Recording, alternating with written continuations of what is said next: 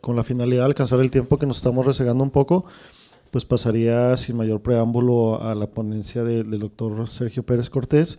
Él nos acompaña de la UAM Iztapalapa. Su ponencia será la experiencia de sí de los pensadores antiguos.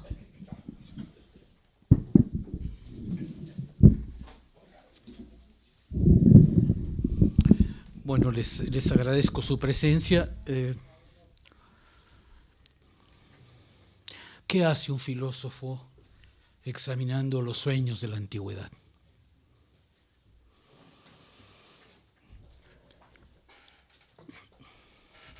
Mi trabajo ha tenido siempre un tono histórico muy fuerte.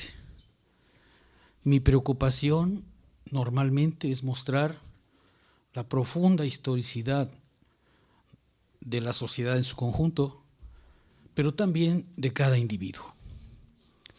Y este trabajo justamente va en esa dirección. ¿Cuál es la apuesta filosófica de este trabajo? La apuesta filosófica de este trabajo es mostrar, o tratar de mostrar, que hay una historia de las formas de ser sujeto en Occidente, que hay una historia de las formas de ser en Occidente, que el ser humano no es una sustancia, sino una forma histórica que se renueva a cada momento. Y en el caso de este libro, la apuesta es ver si se puede mostrar que aun cuando soñamos, que aun cuando dormimos, que parece un acto íntimo, personal e irrepetible, que aun cuando soñamos, estamos en una relación con los demás y con nosotros mismos que es cambiante. Después de Freud, nuestros sueños solo nos hablan de nosotros mismos. Después de Freud, el sueño me habla en clave personal de algo que soy, pero que no sabía que soy, de un lenguaje que yo tengo, pero que es indescifrable para mí y que tiene que ver estrictamente con mi historia. Después de Freud, los sueños solo se leen en clave individual. Pero justamente el propósito de este libro es mostrar que los soñadores de la antigüedad no se interrogan así sobre los sueños. Los soñadores de la antigüedad se preguntan, ¿qué debo ser en relación al sueño? ¿Quién me está hablando en mis sueños? ¿Qué mensaje recibo de algo que no comprendo, que está fuera de mí, que me obliga a ser de cierta manera? Y entonces la apuesta del libro es mostrar cómo, aun cuando soñamos, la relación con los otros y la relación con nosotros mismos es cambiante. Me voy a la antigüedad justamente para mostrar otra forma de ser soñador, otra forma de soñar y soñarse. Ese es el sentido de este libro. Un filósofo va ahí porque lo que quiere es mostrar algo que tiene que ver con una tesis filosófica muy fuerte. El sujeto no es una sustancia, sino una forma. Y una forma histórica que se renueva a cada momento. Y por eso me voy a la antigüedad. No voy a la antigüedad para encontrarme, sino para perderme. No voy a la antigüedad para preguntarme qué tanto se parecen a mí, sino por el contrario, qué tanto se diferencian de mí. Se puede ser de otra manera, se puede soñar de otra manera, se puede interrogar a los sueños de otra manera. Sí, esa es la apuesta que yo intento mostrar. Estoy en una situación un poco complicada porque yo hablo de mi trabajo antes de la presentación de mi libro y suena un poco extraño. Lo que voy a hacer entonces es animar o tratar de animar al cotarro para invitarlos en la tarde. Y entonces voy a llenar mi presentación de anécdotas, de historias de los soñadores y me voy a concentrar en dos grandes temas de mi trabajo. Primero, solo hablaré, el libro está compuesto de dos filosofías, el estoicismo y el epicureísmo, que fueron las filosofías que más se interesaron en el fenómeno de los sueños, no del sueño, sino de los sueños. Y luego el libro contiene la descripción de 4 grandes soñadores, porque son soñadores que dejaron por escrito, dejaron huellas manifiestas de la manera en que soñaron y la manera en que comprendieron sus sueños. Y estos 4 soñadores son, primero, Helio Arístides, un orador del siglo II, griego, pagano. El segundo es Perpetua. Perpetua fue una mártir cristiana, también de inicios del siglo II, pero esta es cristiana. El tercero es San Jerónimo, el gran exégeta cristiano. Y el cuarto son un grupo de individuos a los que me referiré justamente aquí, que son los anacoretas del desierto. Yo me pregunto, ¿cómo soñaban? ¿Qué se preguntaban los anacoretas del desierto en sus sueños? Y ese es un poco lo que haré en los próximos 20 minutos. El anacoretismo es un fenómeno muy simpático porque después de que terminaron las persecuciones que provocaron tantos mártires en el cristianismo, los cristianos empezaron a buscar una vía directa hacia Dios. Y el martirio, cuando terminan las grandes persecuciones, se cierra y por tanto debían buscar una vía heroica, pero no propiamente de mártir. Entonces decidieron irse al desierto. Y hacia el siglo III empezó una enorme migración al desierto de los cristianos porque ellos deseaban buscar a Dios en la tierra más difícil, en la tierra del desierto, que es la tierra de Satán. San Antonio, que es el primer anacoreta importante, el primero que inicia este viaje, cuenta el siguiente sueño. Una noche se le aparece un personaje gigantesco y negro que se identifica como Satán. Soy Satán, pero vengo a presentarte una queja. Vengo a presentarte una queja porque el desierto está lleno de cristianos. Ya no tengo casa. El desierto era mi lugar por antonomasia, pero ya no puedo vivir, hay cristianos por todas partes. Me has hecho un vagabundo. Eso es lo que sueña San Antonio, ¿no es cierto? El sueño le sirve para decir, vas ganando en ese combate, ¿no es cierto? El desierto es tierra de demonios, y me voy a detener justamente en la demonología. Todo esto para invitarlos a venir en la tarde, ¿eh? No. Me voy a detener en la demonología del desierto, porque es una de las demonologías más interesantes de la antigüedad. Evario Póntico, que es el gran especialista de los demonios en la antigüedad, Evario Póntico describe bastante bien los diablos que habitan el desierto. El desierto está lleno de diablos. Los diablos, dice Evario, tienen un cuerpo. No es con la materia de nuestro cuerpo y por tanto los diablos que tienen un cuerpo no pueden penetrarnos porque tienen un cuerpo. No son ni hombres ni mujeres, ni calientes ni fríos, ni altos ni bajos, pero pueden adoptar todas esas formas. ¿Qué hacen entonces los diablos, los demonios, los pequeños pingos para perseguir a los seres humanos? Están alrededor de ellos vigilándolos. Cualquier distracción la aprovecha el diablo para tentarlo. Cualquier momento en que el monje o el anacoreta en particular pierde el control de sí mismo es aprovechado por un demonio para tentarlo, para sugerirle una idea perversa. Los demonios nos cercan constantemente y como no pueden penetrarnos, porque eso solo puede hacerlo Dios, tienen que vigilarnos en cada uno de nuestros momentos de distracción. Por ejemplo, alguno de ustedes bosteza ahora frente a mí.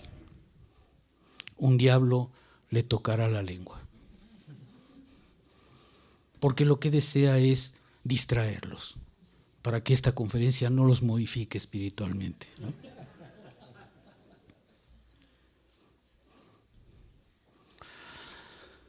La conclusión es que el anacoreta tiene que estar vigilándose permanentemente. Tiene que estar pensando constantemente en Dios y jamás perder de vista que su objetivo es alcanzar la vida angelical, la vida de los ángeles. Toda su estrategia consiste justamente en hacerse a sí mismo, este es aspecto central, hacerse a sí mismo de tal manera que justifique el acceso ante Dios, que se pueda presentar ante Dios con el tono original en que fue creado. Para esta demonología, los seres humanos fueron creados buenos, pero nos hemos pervertido. De manera que transformarnos a nosotros mismos quiere decir volver a ser los que fuimos en el momento de la creación para poder presentarnos ante Dios. Yo me voy a detener en dos ejercicios interesantes que justamente se refieren a todo esto. La idea de estas filosofías es, si quieres llegar a Dios, tienes que ser de otra manera, porque así como eres, Dios no te va a ver.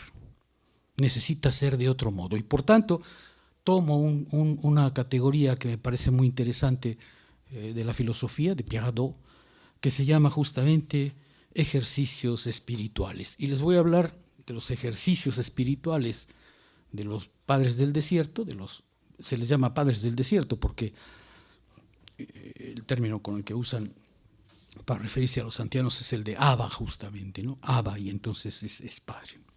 Voy a hablar pues de los ejercicios espirituales de los anacoretas del desierto y en particular de los ejercicios que tienen que ver con los sueños. El sujeto hace suya una verdad que fundamenta la racionalidad de la conducta y en retorno la racionalidad de la conducta justifica estas proposiciones verdaderas.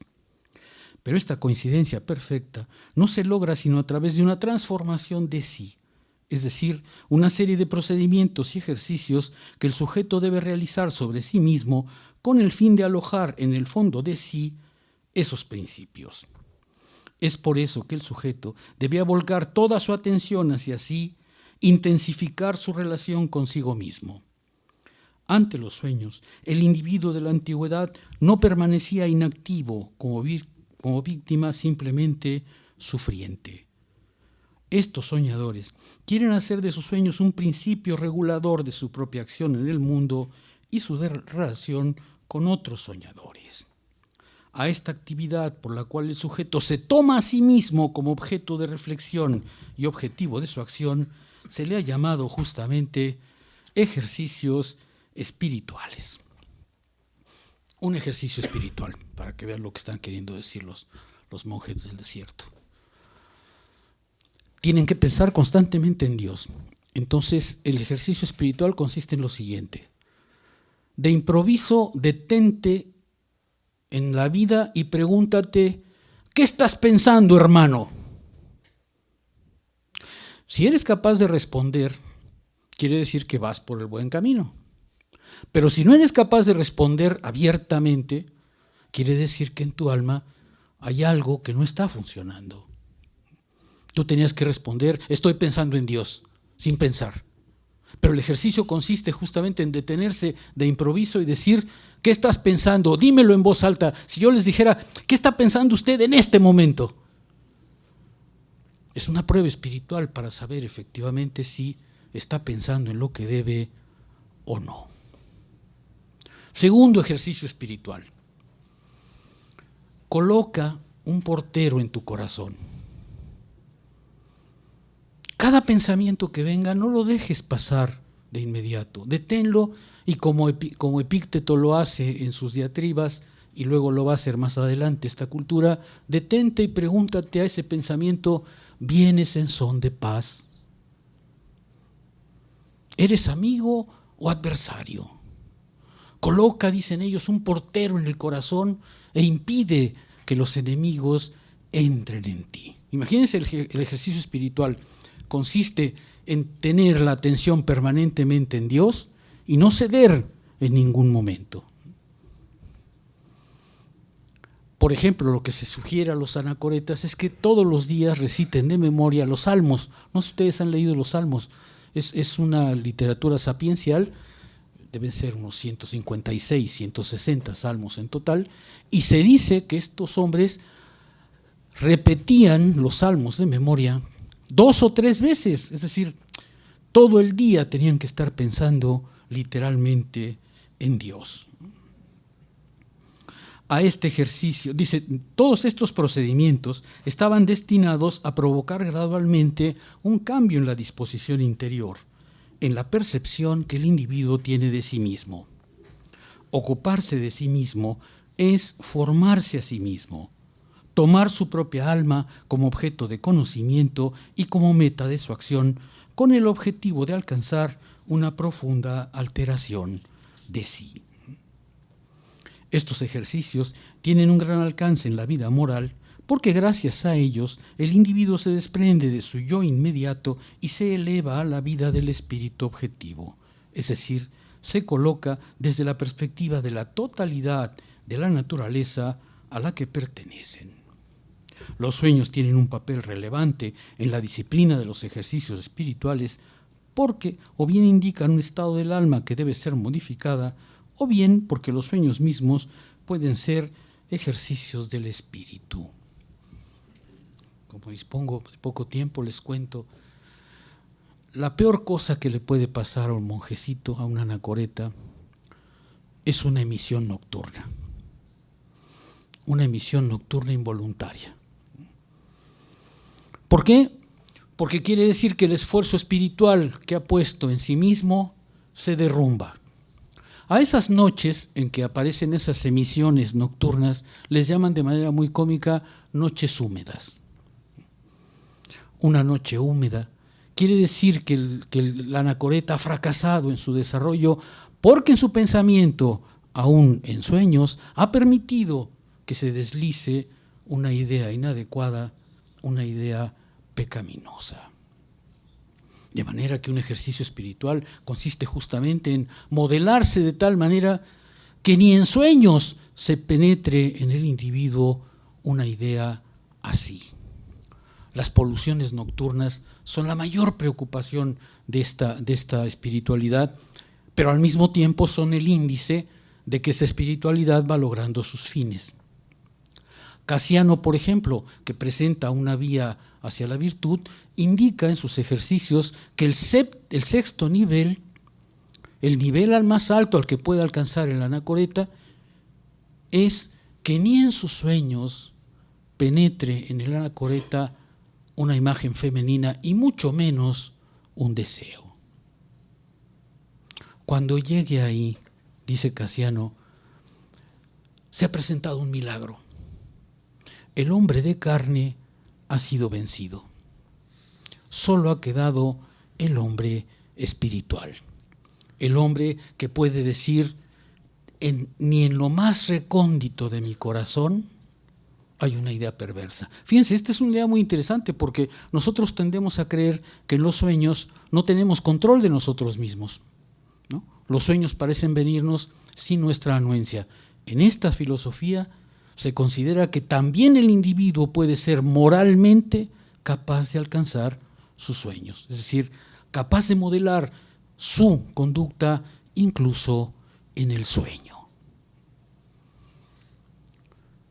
Un ejercicio espiritual más para que vean de qué va todo esto.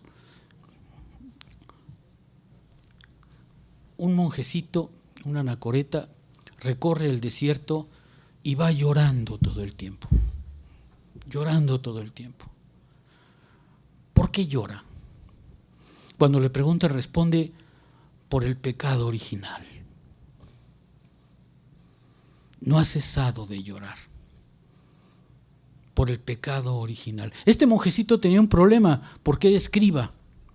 Los monjecitos, los anacoretas tenían que ganarse la vida de alguna manera y él practicaba el arte de la escritura. Pero no tenía mucho éxito porque como lloraba todo el tiempo, sus manuscritos estaban humedecidos por sus lágrimas. El anacoreta tiene que aprender a contenerse a sí mismo porque cualquier desliz lo puede llevar justamente a la lubricidad. Según la teoría antigua de la medicina, la sexualidad se incrementa con el consumo, por supuesto, de comida, pero sobre todo de agua. una gran ración de agua hace que la anacoreta muy fácilmente caiga en la lubricidad. Y entonces toda la estrategia, por ejemplo, de los ayunos consiste en consumir lo menos posible. Pero hacían prodigios en esto. Un monjecito, por ejemplo, estaba muy orgulloso porque tenía una suerte de guaje donde acumulaba aceite, al que le hizo un pequeño agujerito porque su dieta le permitía 3 gotas al día. Él consideraba que era un gran asceta, hasta que se encontró con otro anacoreta que también llevaba su guaje lleno de aceite, pero no le había hecho agujerito. Combaten en la austeridad, pero no porque la austeridad sea un fin en sí, sino porque la austeridad le permite a la anacoreta hacer que la parte espiritual, hacer que la parte del alma venza por completo a la parte carnal. Aquí, como Arturo nos va a hablar del cuerpo, hay que entender el cuerpo a la vez como una posibilidad de redención y como un obstáculo a vencer. Como un obstáculo a vencer, porque el cuerpo y sus demandas es justamente el obstáculo más grande, pero al mismo tiempo es el lugar de redención. Una anacoreta, por ejemplo, vivía en un convento con mujeres. Era tal la tentación que decidió salir de ahí. El Abba Elias no podía resistir la presencia femenina, ¿no? Sus logros no llegaban a tanto, ¿no? Pero tuvo una idea, pedirle a Dios que lo curara. Y en efecto, esa noche se presentaron en sus sueños 3 ángeles, lo tomaron por los brazos y las piernas y lo emascularon. El Abba Elias les quedó agradecido porque lo único que él pedía es una solución de esta naturaleza para volver al monasterio donde estaba acompañado de mujeres, y lo logró. Pero claro, no todos los anacoretas tenían esa suerte, de manera que tenían que luchar mucho más consigo mismos. Ejercicio espiritual. Ejercicio espiritual porque el sujeto como es no puede llegar a Dios. Tiene que ser de otra manera, tiene que ser de otra estirpe, ¿no es cierto? Los ejercicios espirituales llevan consigo la convicción propia de la antigüedad de que todo individuo tiene la posibilidad de modificarse libremente a sí mismo, de transformar su discurso interior, su visión del mundo y finalmente de transformar todo su ser. Los principios y los dogmas que los ejercicios espirituales se proponen implantar en el alma no son como las reglas matemáticas que se aprenden una vez y luego se aplican mecánicamente. Por su valor existencial, estas guías para la acción solo son eficaces a condición de impregnar constantemente el alma. Es decir, el ejercicio espiritual supone una sobreatención a sí mismo, porque la transformación de uno mismo no cesa en realidad nunca. Uno de los ejercicios espirituales muy interesantes era la oración, porque orar era justamente una manera de entregarse a Dios. San Jerónimo tiene una expresión muy interesante porque dice: cuando oras, tú le hablas a Dios. Cuando lees, Dios te habla a ti.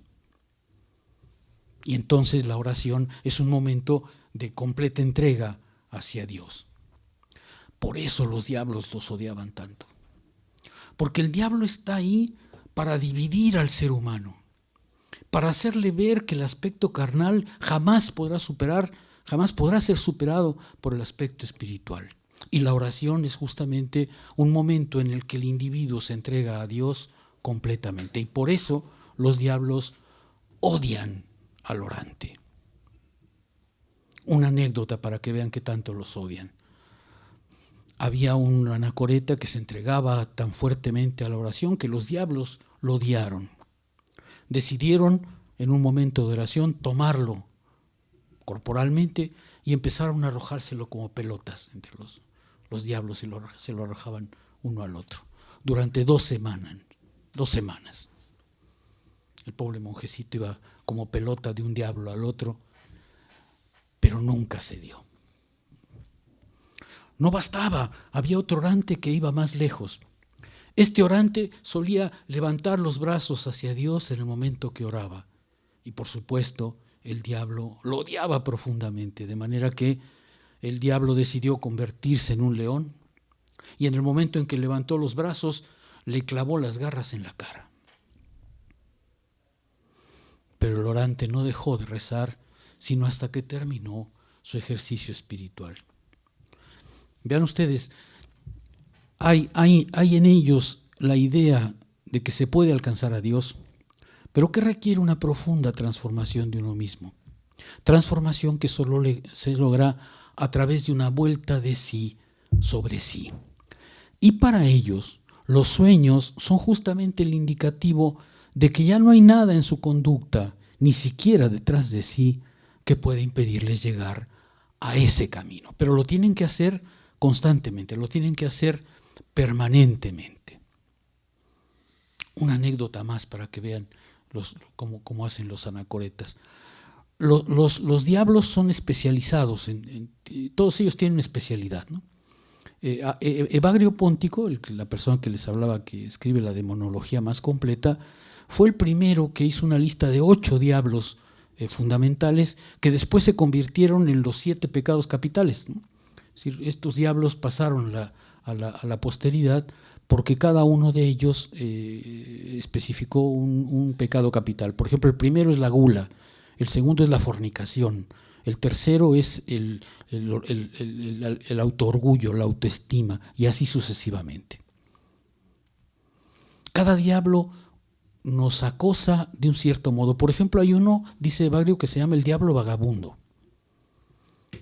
El diablo vagabundo es un diablo que nos suele afectar entre las 10 de la mañana y las 2 de la tarde. Así cuando el día no avanza, ¿no? Entonces decimos, dice la anacoreta, ¿qué hago aquí? ¿Qué hago aquí? ¿Qué sentido tiene? ¿Para qué me vine aquí si yo era tan feliz, ¿no? En la Ciudad de México? Y entonces el diablo produce un efecto que los monjes temen mucho, que se llama asedía, el aburrimiento, ¿no? Y entonces hay toda una estrategia para tratar con el diablo del aburrimiento. Por ejemplo, haz de tal manera, dice Evagrio, que en lugar de preguntarte qué estarías haciendo en tu otra vida, te vuelques hacia Dios, entregues hacia Dios absolutamente todos tus pensamientos. Hay otro que suele atacar al ocaso. Este es más insidioso porque tiene la costumbre de atacarnos diciéndonos, mira, todo lo que haces te daña físicamente. Por ejemplo, no debes tomar vino, porque claro, el vino es uno de esos lujos que los anacoretas no se pueden permitir, ¿no? Y entonces el diablo te susurra al oído, pero el vino hace bien, cura los riñones, limpia la sangre. De manera que este diablo es muy insidioso porque desliza en el anacoreta la idea de que toda la estrategia de vida que está siguiendo es totalmente equivocada. ¿Qué cuenta este libro? Este libro lo que cuenta es que ni como soñadores podemos escapar a una profunda forma histórica que nos afecta. Lo que soñamos, la manera en que interrogamos nuestros sueños, la forma en que nos relacionamos con los sueños y con nosotros mismos, está completamente teñida de nuestra historia. No es verdad que el sueño sea un refugio interior. El sueño es, como todo en este mundo, una forma que el sujeto adopta respecto a sí mismo y respecto a los demás. El libro quiere ser la prueba de que podemos ser de otra manera, de que hemos sido de otra manera y de que nada coarta la posibilidad de que seamos de otro modo. Es un libro que habla en el fondo de libertad, de la libertad de ser como queremos ser. Pero eso hay que averiguarlo, eso hay que demostrarlo históricamente. Y lo que el libro se propone es ser una contribución a esa idea de que no somos más que lo que deseemos hacer de nosotros mismos. Para mí, ese es el discurso libertario de la filosofía. Gracias.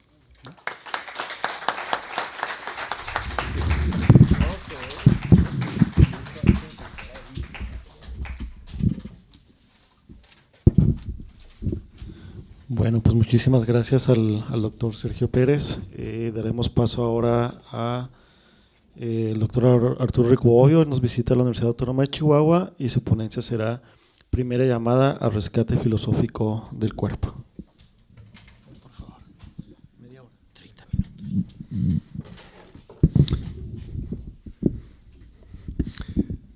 Después de tan agradable participación del colega Sergio, esto va a resultar árido quizá. Miren, de lo que se trata el texto que voy a presentar ahora, ya ven que ayer se hizo la presentación pública de mi último libro, Muerte y Resurrección del Cuerpo. Aquí no voy a duplicar el discurso porque ya se dio ayer, sino tratar de hacerles una invitación, de convencerlos de la importancia que tiene el adoptar entre las categorías filosóficas de nuestro tiempo el concepto resemantizado de cuerpo. Por eso lo titulé Primera llamada al rescate filosófico del cuerpo. Y lo voy a leer hasta donde sea posible y comentar a grandes rasgos. Hay dos razones principales por las que sostengo que es el momento de ocuparnos de pensar filosóficamente al cuerpo. Primera, porque se trata de un término muy familiar, incluso recurrente en el habla cotidiana y en el lenguaje científico, y que a pesar de ese hecho social contundente, no ha sido suficientemente, porque sí se ha tratado, examinado y valorado por los filósofos. Segunda, porque a mi juicio podría ser una solución para esa especie de sopor en que la posmodernidad está asumiendo al quehacer filosófico. Un nihilismo hipercrítico está llevando a la filosofía y de paso arrastrando al trabajo científico a un escepticismo con muy mal pronóstico. Ilustraré este panorama acudiendo al planteamiento de dos de los filósofos más importantes de esto que llamamos el pensamiento posmoderno. Rorty, en su obra Contingencia, Ironía y Solidaridad, declara que el giro historicista del pensamiento contemporáneo contribuyó a negar que exista algo así como una naturaleza humana. Todos estamos muy metidos en eso. Con lo que se ha logrado reemplazar la verdad con la libertad. Esta, la libertad, tiene una dimensión privada y otra pública que ponen de manifiesto dos léxicos distintos, el de la autocreación y el de la justicia, o sea, dos lenguajes, dos formas de manejar el lenguaje, teóricamente incompatibles.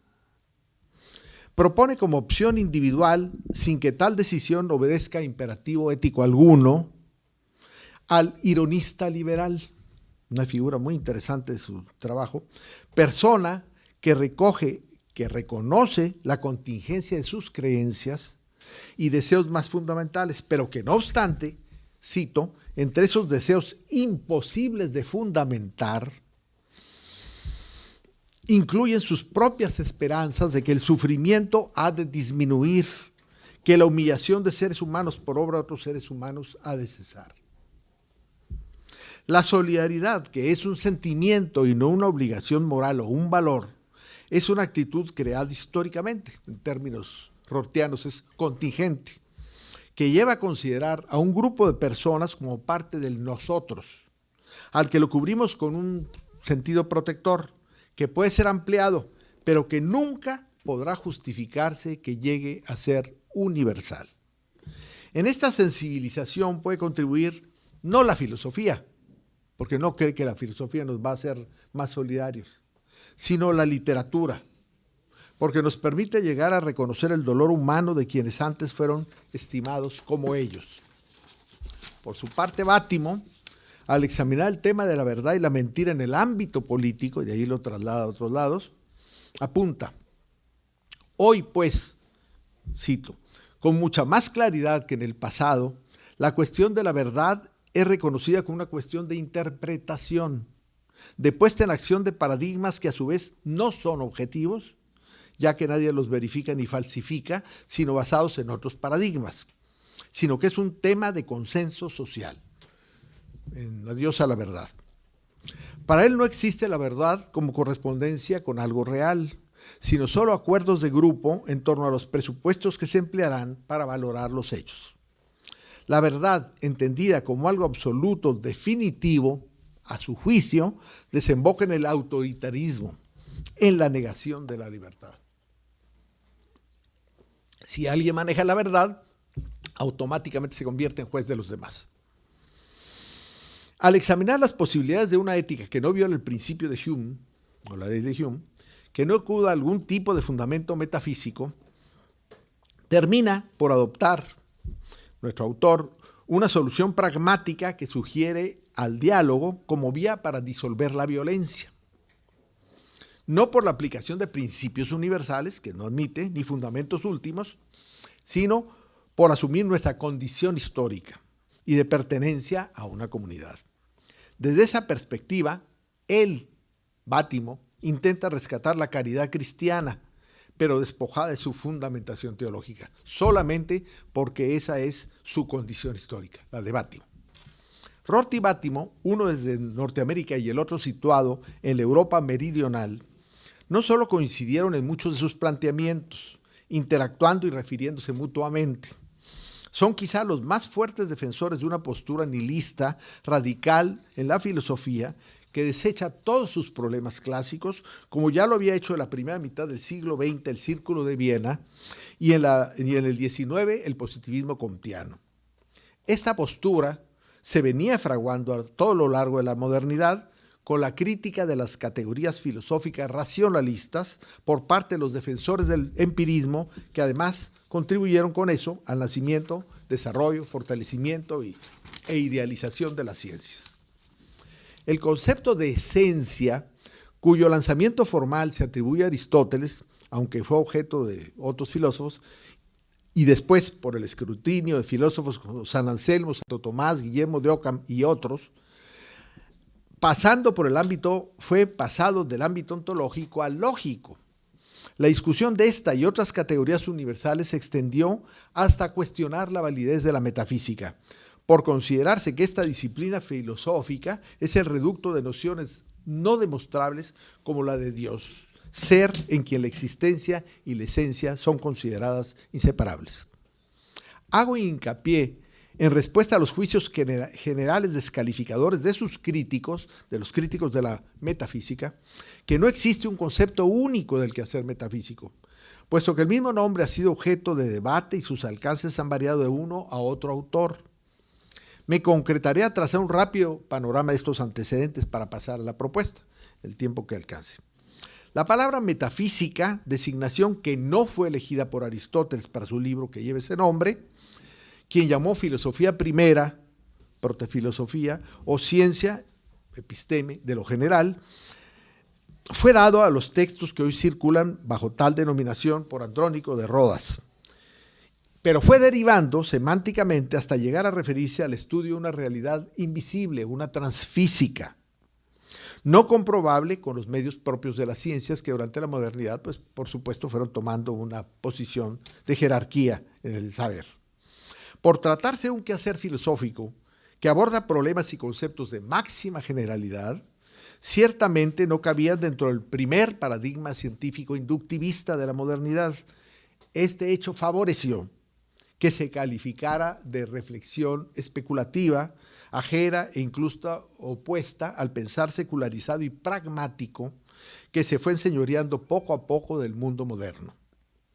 En la perspectiva proclamada por Comte y sus seguidores en el siglo XIX, que sostuvo que la ciencia es el único conocimiento que puede garantizar la libertad y el progreso humanos, en su ley de los 3 estados, que todos conocemos, por los que ha pasado el espíritu humano, al segundo momento de evolución del pensamiento filosófico, sucesor del teológico, lo llamó metafísico y lo calificó de equívoco, de generador de entidades o abstracciones personificadas. En uno de sus juicios contundentes expresó, y hago la cita, la metafísica no es, pues, en el fondo, más que una especie de teología gradualmente debilitada por simplificaciones disolventes. Ese juicio fue corriendo suerte y como una bola de nieve fue creciendo a lo largo de las críticas que en el siglo XIX se realizaron. Ahí se incluiría a Marx y Engels, al historicismo, en fin, a otros autores que se ocuparon de objetar el quehacer metafísico.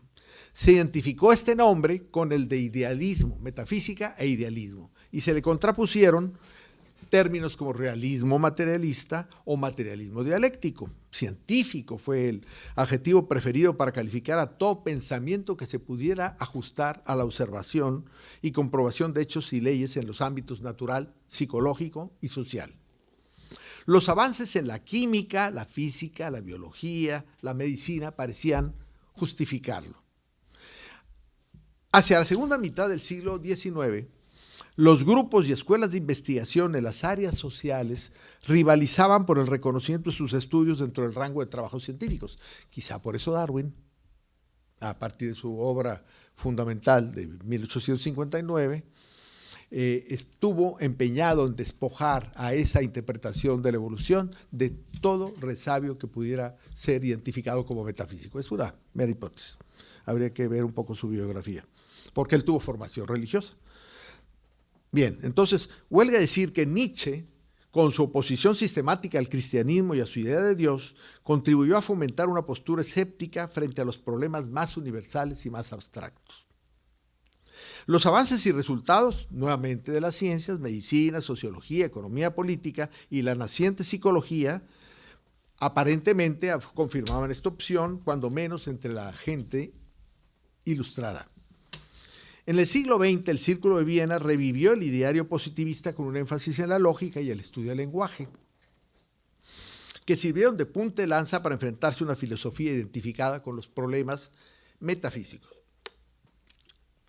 ¿Quién no se acuerda de Carnap y su escarnio de algunas categorías metafísicas? Todos lo recordamos. Y hablando de una teoría de la falta de significado de ese tipo de proposiciones y conceptos. Pero en fin, no entro en detalle. Pero esta embriaguez positivista que había prometido el progreso y la felicidad a los seres humanos no duró mucho. Se perdió la fe en el poder absoluto de la ciencia a raíz de la dolorosa experiencia de las dos guerras mundiales en la primera mitad del siglo XX.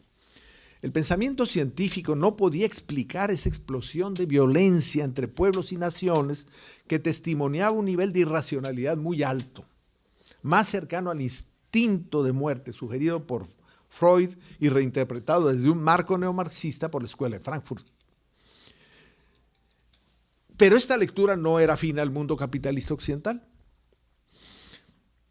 En su lugar, y sin ninguna apertura a la autocrítica, se desarrolló como una especie de compensación la alta tecnología digital, estimulada por la Guerra Fría, que terminó por poner las bases para una revolución de largo alcance en nombre de la informática.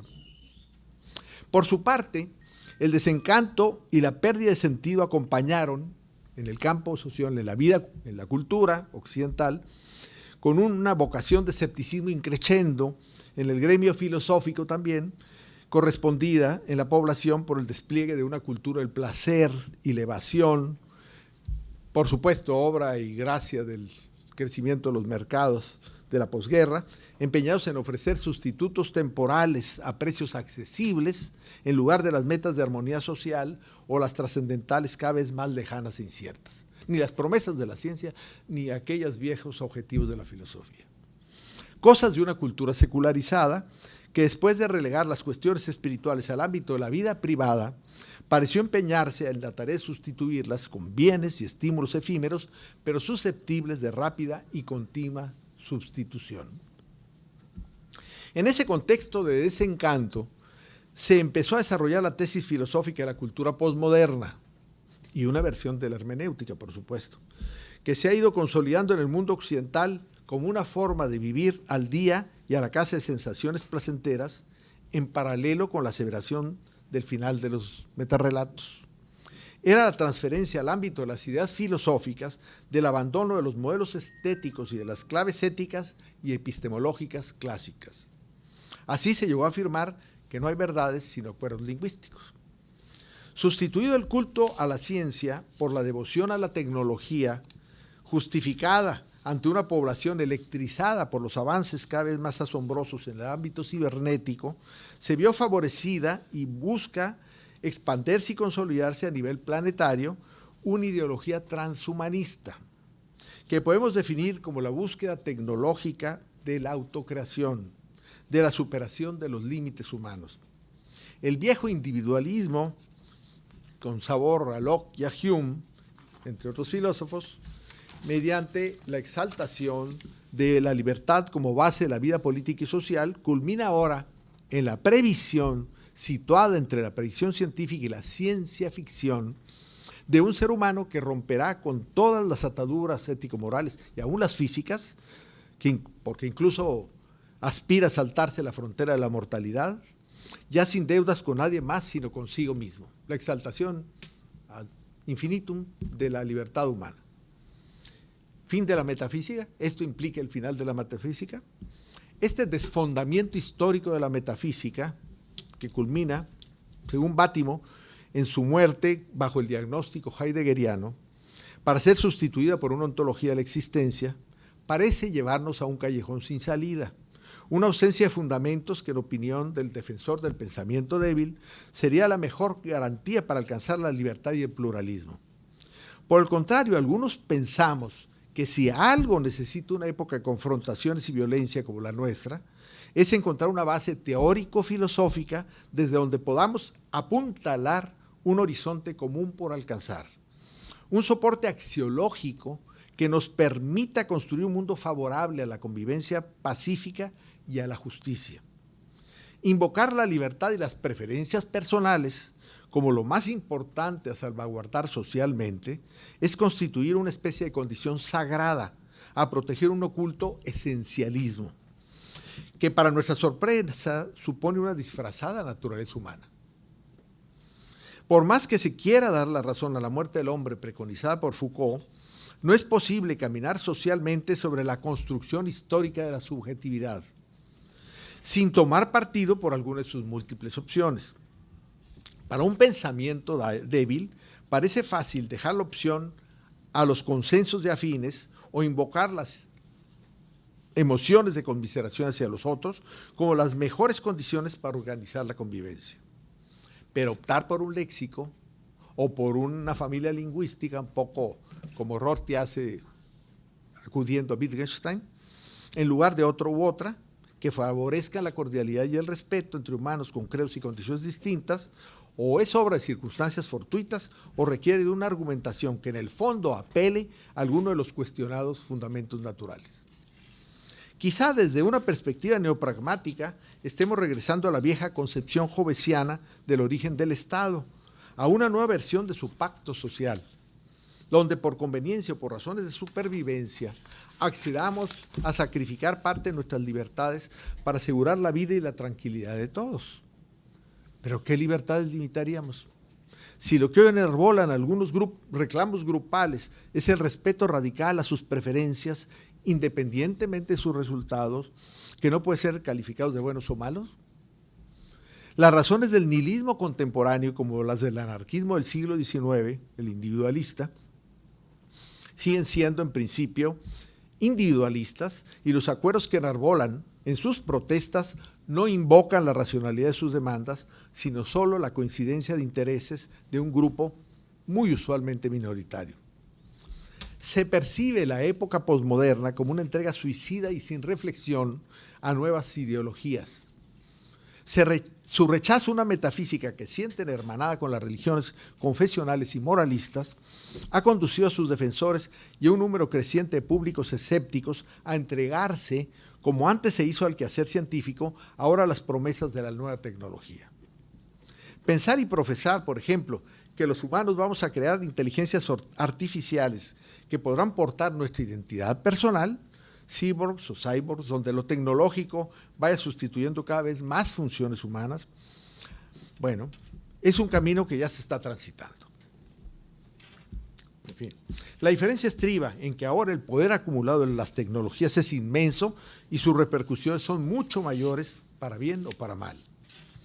Pero hay un bien o un mal que podemos discernir o invocar filosóficamente en esta época posthumanista.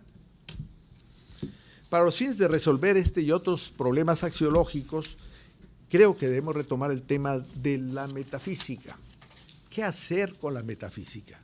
Superada esa identificación con la transfísica, con la búsqueda de una realidad inalterable que se oculta detrás de aquella en que vivimos, caemos en la cuenta de que cualquier teoría de la realidad que se elabore, la visión más amplia y conocimiento que proponga un ser humano, constituye una filosofía primera, un conocimiento de lo general, que servirá de marco a sus restantes indagaciones filosóficas. O sea, la metafísica siempre ha estado y siempre estará bajo el nombre que le queremos dar.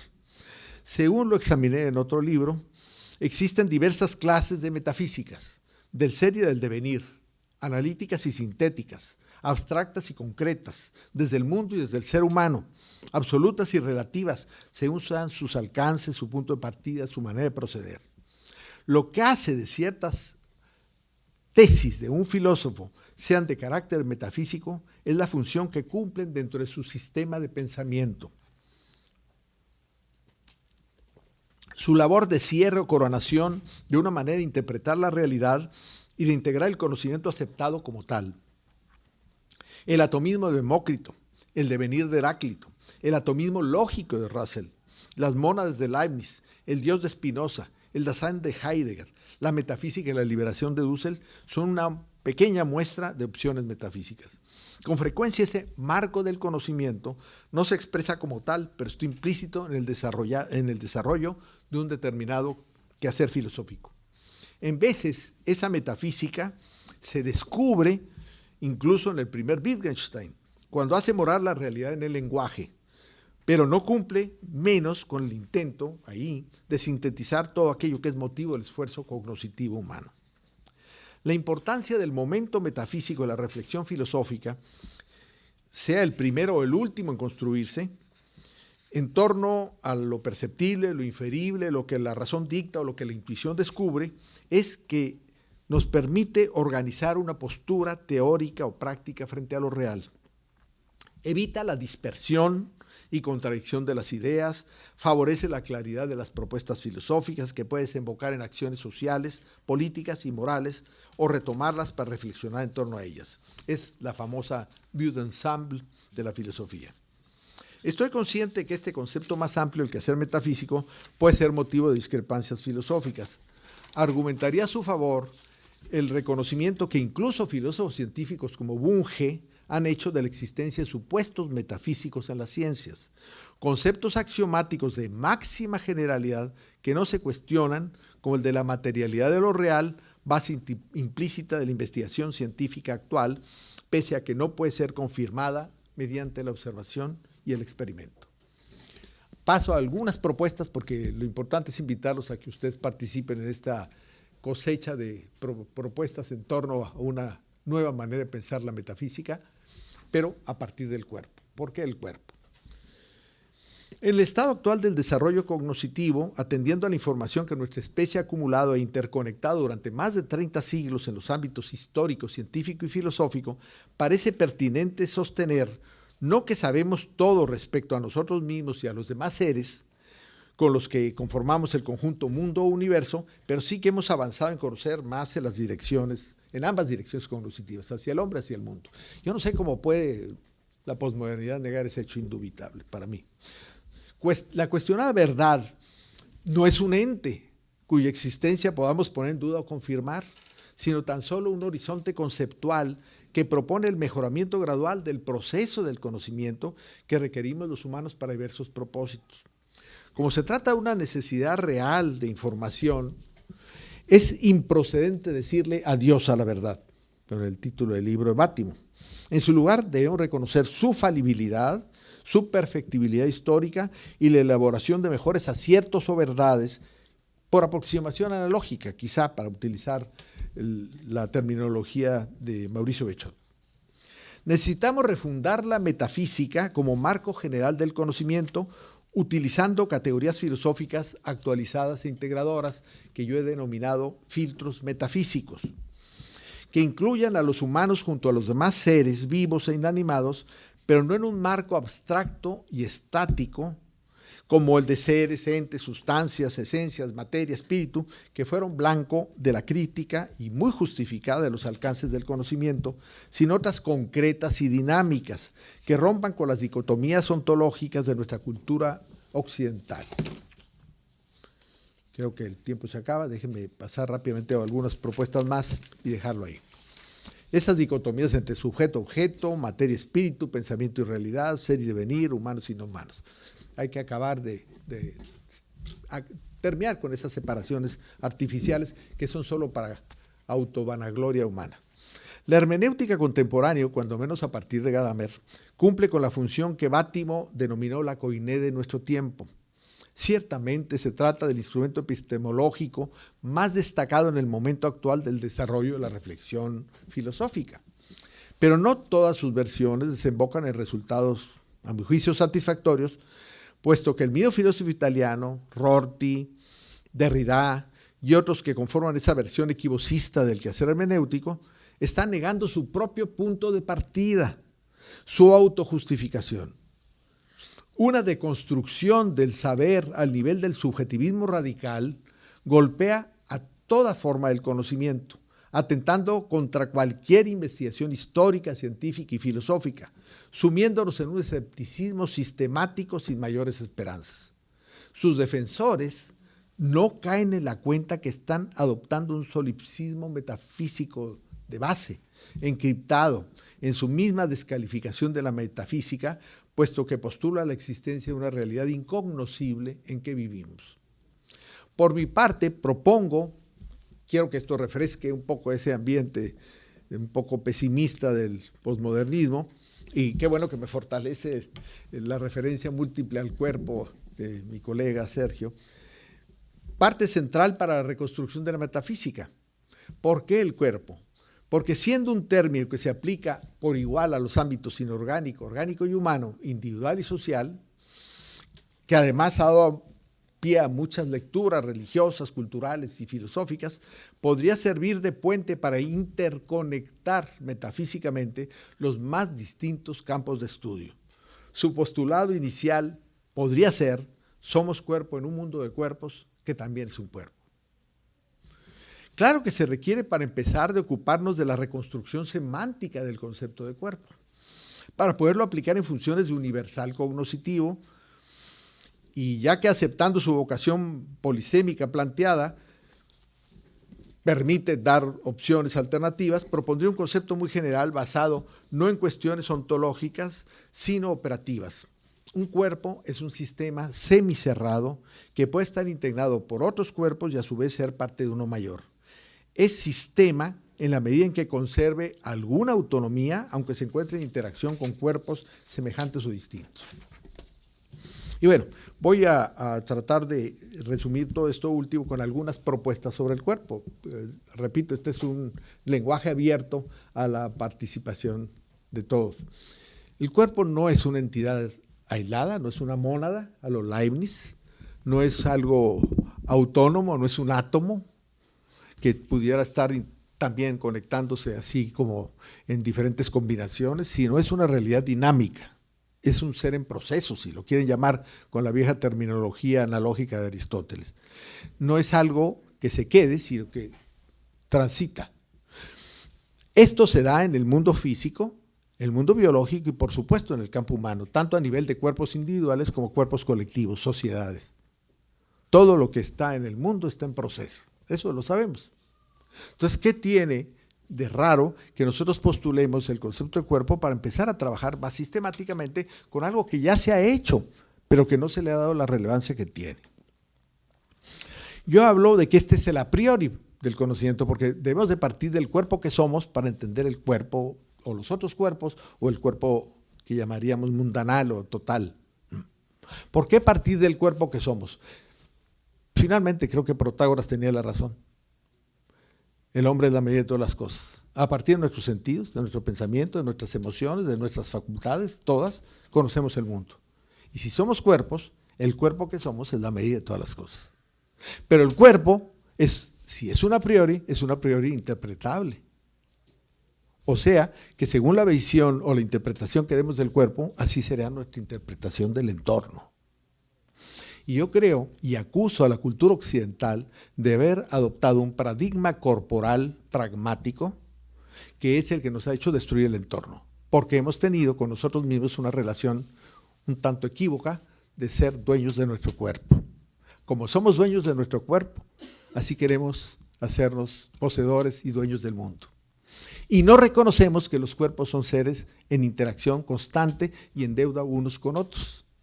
La verdad es que ya algo hablábamos ayer, pero no hay sino una profunda deuda que todos tenemos con infinidad de cuerpos, con seres de todos tipos, en el campo de la respiración de la atmósfera, en el campo de la alimentación, en el campo de la convivencia, en el campo de la instrucción, en el campo del encuentro amoroso, en todos los ámbitos somos seres interconectados.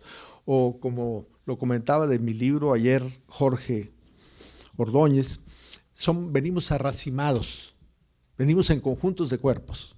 Y eso es parte de nuestra condición. Y a eso nos debemos. Y de eso participamos. Y así terminaremos, aportando nuestra propia corporeidad, que es única, irrepetible, pero lo es en todos los campos de la naturaleza. Por lo menos yo percibo que todo el mundo natural, inorgánico, orgánico, además del humano, participan de ese principio de singularidad que, por cierto, Julian Huxley, un filósofo o un pensador científico que no podría ser acusado de ser espiritualista, lo postuló siempre, el principio de individuación en la naturaleza. Bueno, está ahí y está en el hombre. Y en fin, creo, terminaría nada más con una frase última del texto. Este ensayo no es un modelo acabado para constituir un nuevo paradigma del cuerpo, sino una ilustración de lo mucho que se puede enriquecer y actualizar la reflexión filosófica contemporánea con la adopción de nuevas categorías corporales, que ya empiezan a ser manejadas en varios foros académicos, pero nos han llevado la delantera los sociólogos, los antropólogos, los economistas, como que nos vamos rezagando en eso. En especial en las ciencias médicas y sociales, y por cierto, no son novedad en la filosofía oriental. Va mi invitación a mis colegas filósofos para aportar categorías y analizar o trabajar analíticamente para explorar las posibilidades de un concepto sistémico de cuerpo que nos permita tocar suelo en la realidad biofísica y sociocultural, por consecuencia también histórica, que nos envuelve, incluyendo en esa reflexión a los cuerpos no solamente humanos, sino no humanos, separación muy forzosa, muy limitativa, que también requieren de esas categorías integradoras para repensar su situación en el contexto del cuerpo total y reconducir las políticas públicas de nuestra época. Esta sería entonces una primera llamada para proceder juntos al rescate filosófico del cuerpo. Gracias.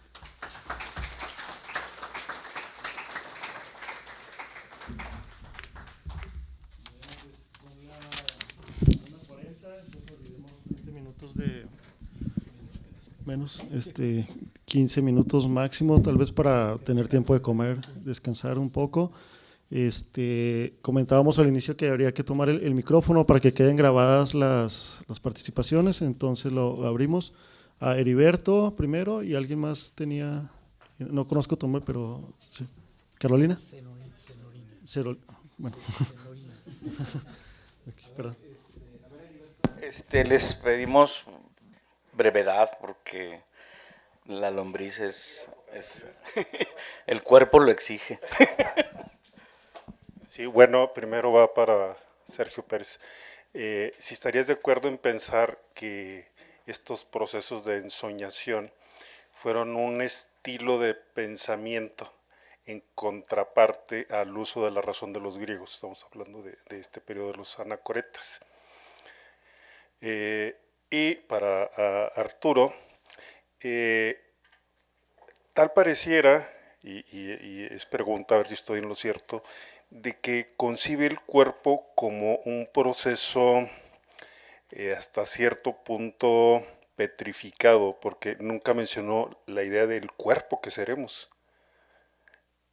Y eso tiene relación con la idea de Ortega, el centauro tecnológico que ha llegado al ser el humano.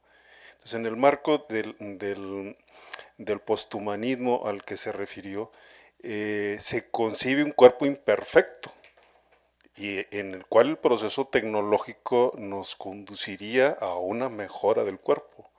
Entonces, me da esa impresión, puedo estar equivocado, y esa es la pregunta, si se concibe al cuerpo como un ente que debe permanecer así.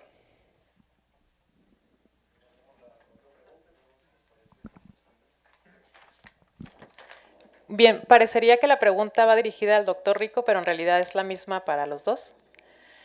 A mí me gustaría saber, Senorina, ¿cómo podemos repensar la metafísica a partir de la aparición de una conciencia histórica? Porque sé que la emergencia de una conciencia histórica ha traído implicaciones profundas para la filosofía. Y en ese sentido no sé si Gadamer tendría razón cuando dice que a pesar de toda la diversidad cultural o de todas las formas históricas, aquí recuperando al doctor Pérez Cortés, que somos pura forma histórica, al final dice Gadamer, todo se reúne en la unidad del sentido. Y en ese sentido para Gadamer la metafísica prevalece, ¿no? Y hasta donde, bueno, he leído un poquito a Bátimo y yo entendía a Bátimo un poco en ese mismo sentido de Gadamer. Entonces, no sé qué puedan responder al respecto. A ver, otra pregunta también. ¿Puedo hacer una pregunta? Sí, pues sí. Bueno, sí. Pero no se la respondas. Para participar en estas preguntas al amigo Sergio Pérez Cortés, no sé si en esa indagación has explorado también lo que llaman los sueños lúcidos, que es una práctica chamánica en que la persona aprende a manejarse en el sueño voluntariamente.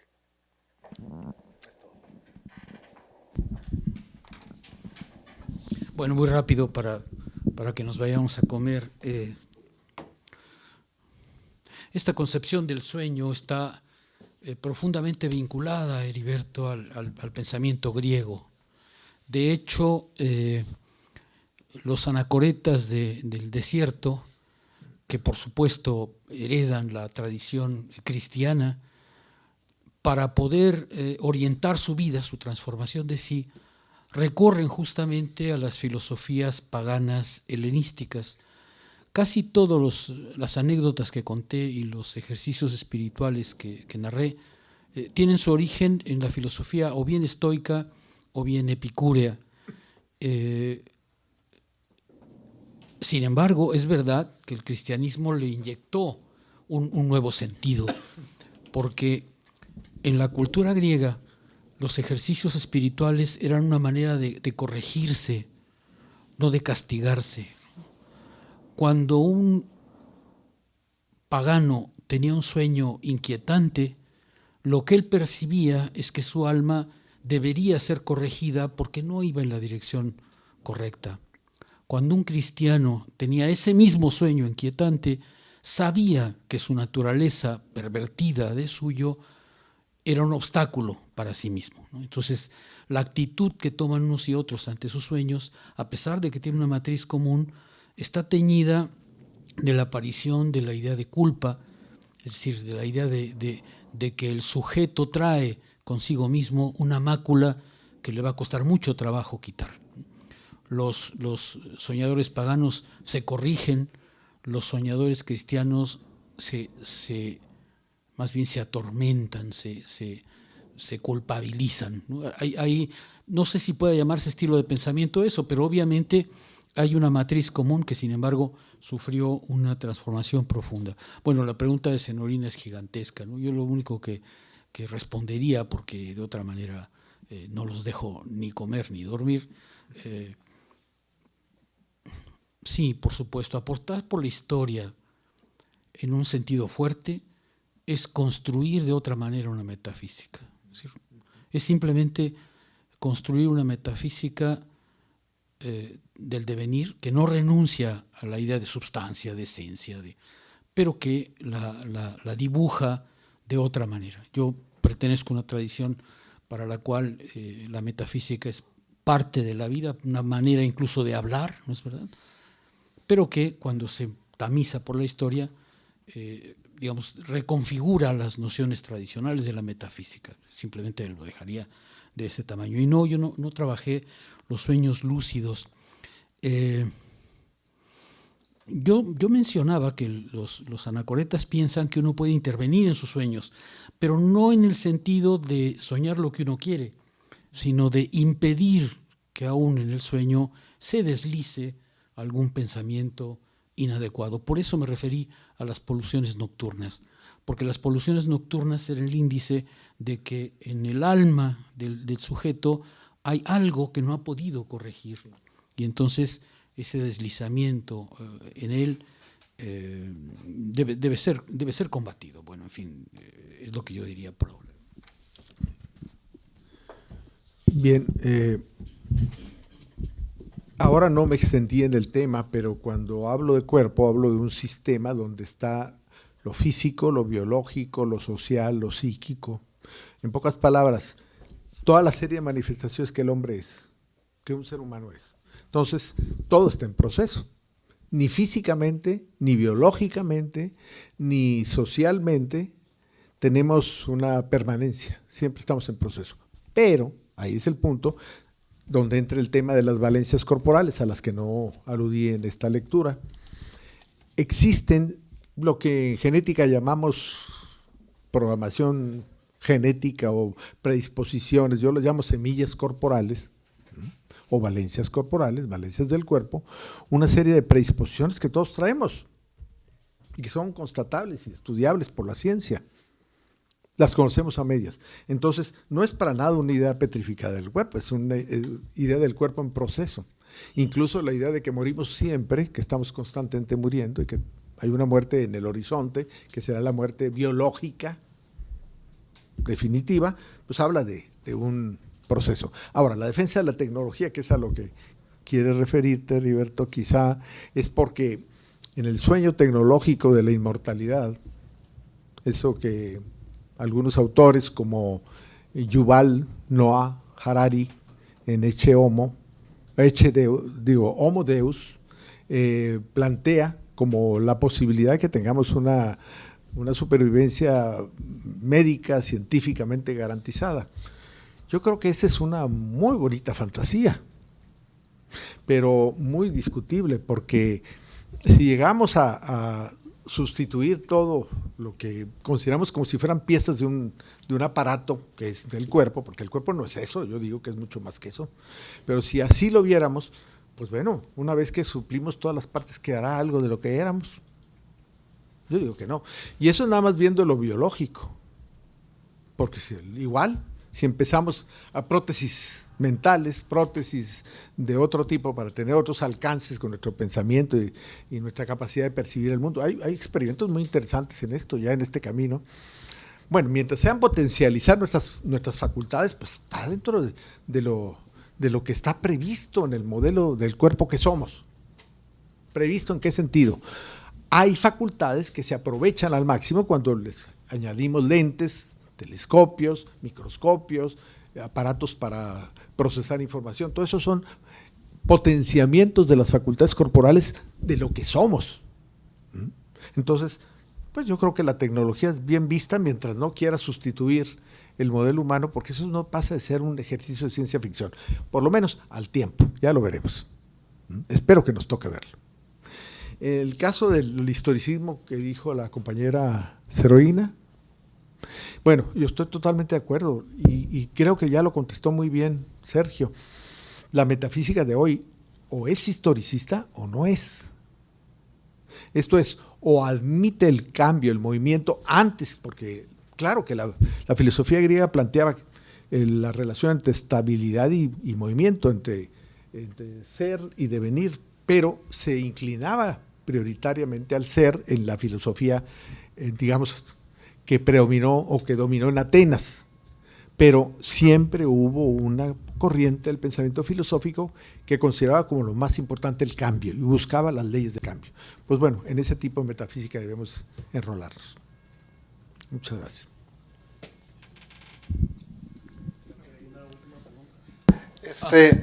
Muy rápido, es brevísimo porque todos queremos ir a comer, pero es para Sergio y la cuestión es simplemente que tú mencionas, por ejemplo, que el sueño está teñido históricamente, pero un poco mi pregunta ¿es el sueño lo que está teñido históricamente o más bien es la narrativa del sueño lo que está teñido históricamente? Porque finalmente, digamos, incluso esas personas que tuvieron ese sueño, bueno, no sé cuál era la técnica de los anacoretas, pero probablemente lo tenían y 2 días después lo escribían, o qué sé yo, ¿no? O sea, a lo mejor lo que cambió fue cómo es que ellos narraban y como para, digamos, también para quienes lo narraban, seguramente si era para, qué sé yo, si eran para la congregación de monjes, a lo mejor le incluían una cuestión moral o qué sé yo, ¿no? Entonces, si lo que cambia es, lo que está teñido es los sueños o más bien la narrativa que los sujetos hacen acerca de esos sueños, ¿no? Porque el sueño no es algo así como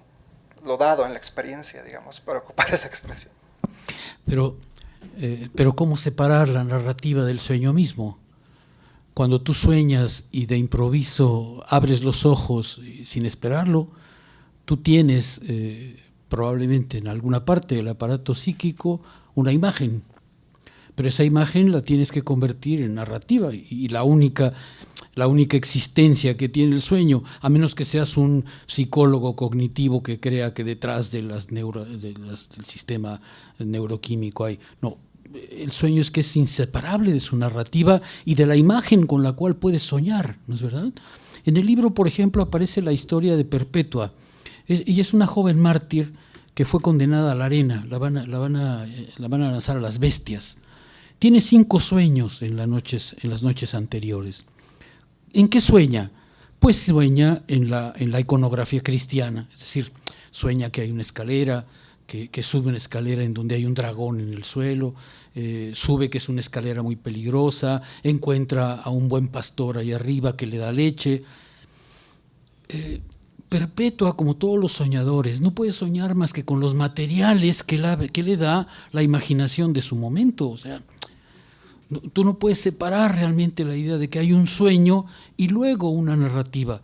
En realidad lo que tienes es a la vez la experiencia del durmiente, narrada, estructurada, alimentada por lo que la imaginación te da, y luego, por supuesto, contada con tus palabras. Es decir, de hecho, un poco el trabajo en este libro, digamos, tiene cuidado en no tratar de hacer una interpretación de los sueños, porque no son sueños contados como los narraríamos hoy, ¿no?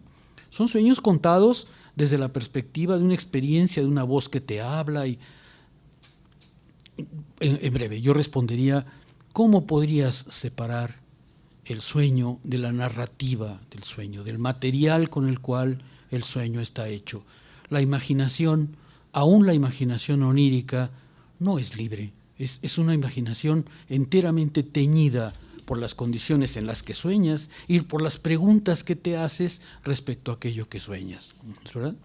Me parece que no habría manera de separar una parte meramente físico-química o neuroquímica del sueño de la narrativa humana, porque lo propio es justamente que, como somos seres simbólicos, el sueño forma parte de nosotros mismos, en el sentido de un mecanismo a la vez de reflexión sobre sí e identificatorio de sí mismo, ¿no?